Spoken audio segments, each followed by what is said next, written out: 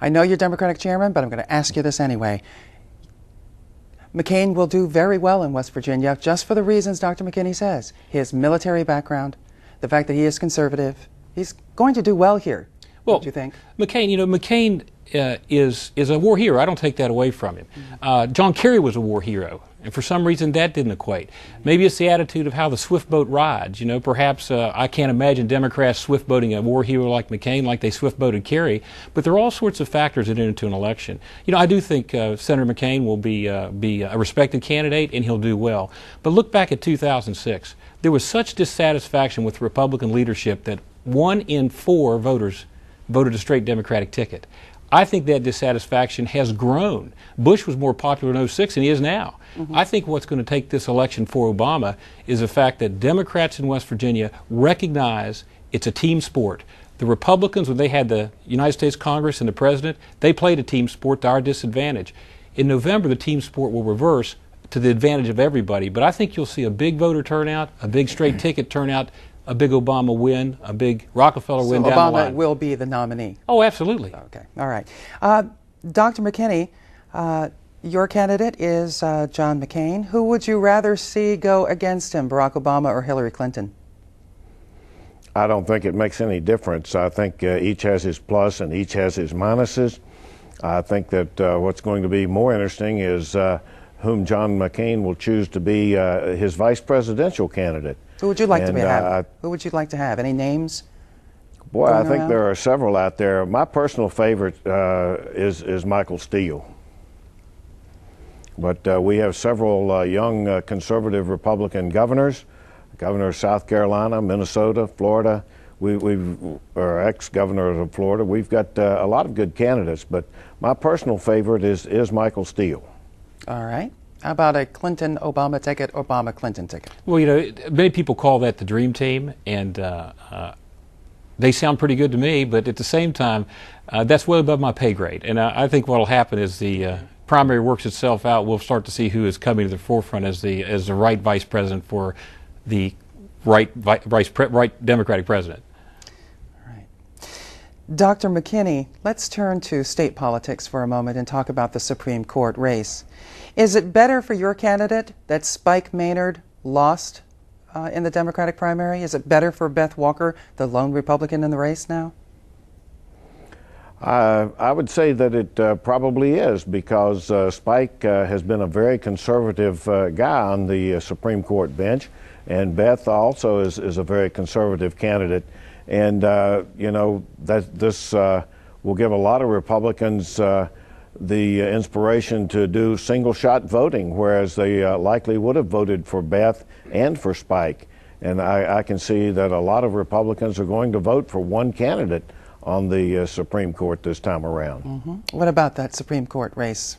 Oh, we're very pleased with the candidates we've got. Justice Workman, who has a very good record on the Supreme Court. You can read it and see where she stood on various issues. And the nice thing about Justice Workman is I don't have to say she's a conservative or a liberal. She acted as a justice on the Supreme Court, and I think dispensing justice. And if people familiarize themselves with how she acted, I think they'll be very pleased with her as being a very just person down the line. Were you surprised by Maynard's defeat?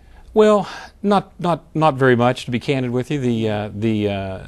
Justice Maynard had, as I say, there was an elephant sitting in the room with him, and the way he had to handle that or deal with that, or even how can you handle that or how can you deal with that, became a very important issue to the electorate, and they voted and left us with 2 very, very fine candidates. Let's talk about the governor's race. Dr. McKinney, this one for you first. How much will the Republican Party play up the MBA scandal at West Virginia University, in the governor's race particularly? Well, I don't think we have to play it up much at all. The press is doing that for us, and the daily talk shows are doing that for us. And I think that people realize that this is just another typical good old boys kind of deal in the Democrat Party. They've held sway, and they've been able to have their way in West Virginia for the last 70 years.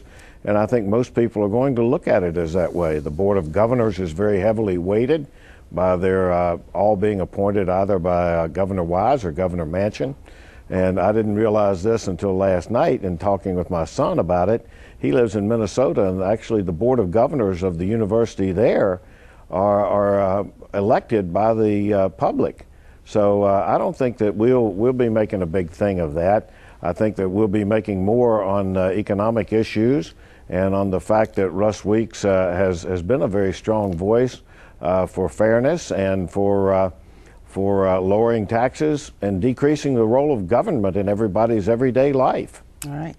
Mr. Casey, what kind of spin will the Democrats put on this scandal at WVU? Well, the W scandal, as it's being called, is in existence now. It didn't seem to impact the governor very much, if at all, getting 75+% of the primary vote. What the governor is about are about the very things that he has accomplished and will accomplish, whether it be workers' compensation reform, insurance reform that brought more doctors into West Virginia, whether it be the continuation of the tax cuts that are going. That's the story we're going to tell. I'm going to have to take a little issue with Nick. I don't think Governor Manchin can take credit for the changes in law that have attracted and kept doctors in West Virginia. That happened in 2002 and 2003.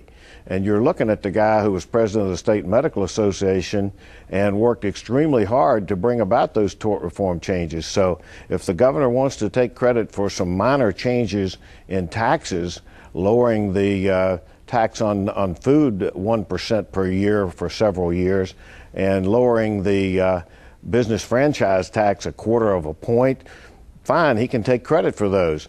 But Republicans have strongly wanted to eliminate those, and Russ Weeks will campaign on eliminating those completely. What about Dr. McKinney's point? That did not happen under Manchin's watch. Well, of course, fortunately, I'm not Manchin's campaign chairman, but I'm the Democratic Party's campaign chairman. It did happen on a Democratic legislature's watch then. So I'll stand corrected, but I'll have to praise the Democrats who were in command at that time, from the governor all the way down through our legislators. And they did a good job, and that's the kind of thing that Governor Manchin will continue. Nick Casey, State Democratic Party Chairman, and Dr. Doug McKinney, Chairman of the state's Republican Party. I thank you both for being with us. Thank you very much. Thank you.